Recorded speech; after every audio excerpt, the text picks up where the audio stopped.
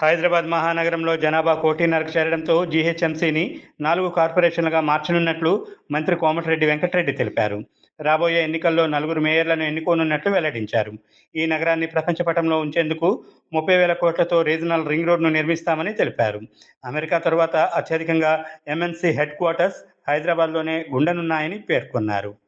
City like Hyderabad almost all reaching 1.5 crores population. That's why we are divided 4 corporation, GHMC corporation, 4 mayors coming elections. So ఈ సిటీని world మ్యాప్లో ఉండాలంటే 30,000 crores regional ring road కట్టుకుంటూ after America all MNC head quarters in Hyderabad only. మరిన్ని updates కోసం మా ఛానల్ని subscribe చేయండి.